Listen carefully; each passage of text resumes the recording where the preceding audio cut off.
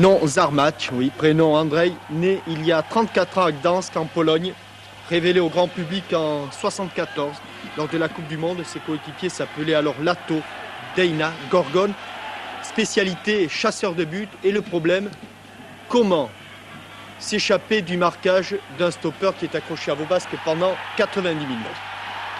Alors, le début de la solution, c'est la présence devant le but. Et quand on échoue de ce côté-là, alors on se démarque sur le côté gauche et on appelle le ballon, suivi d'un duel, mais on n'est jamais sûr d'aller jusqu'au bout.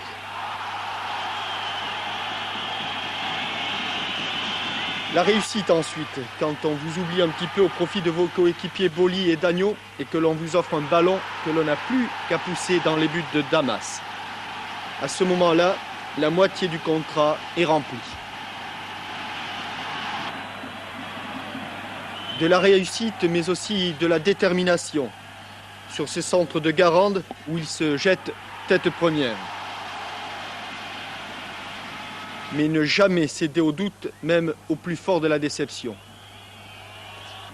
Et après le repos, quand on est avant-centre et capitaine, pousser ses coéquipiers vers le but adverse pour aggraver la marque et demander des ballons, toujours des ballons pour essayer d'aggraver la marque. À moi, à moi. En tant que capitaine, calmer les joueurs, ses coéquipiers et rassurer l'arbitre, M. Valentine. Et quand on croit que tout est perdu, alors qu'il ne reste plus que 5 minutes, l'opportunisme sur ce second but après cette frappe du pied gauche extraordinaire d'Andrzej Zarmacz. Toute la Bourgogne se prépare déjà au deuxième tour de la Coupe d'Europe. Et puis, début de prolongation, premier coup de massue sur ce tir en rupture d'Oceano.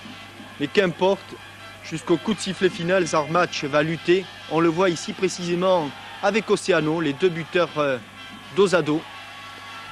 On tente tout, même si les jambes manquent un petit peu de fraîcheur.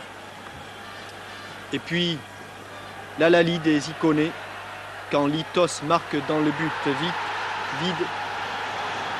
Et à la fin du match, les bras levés des Portugais, mais le coup de chapeau du vieux guerrier à ses vaillants vainqueurs.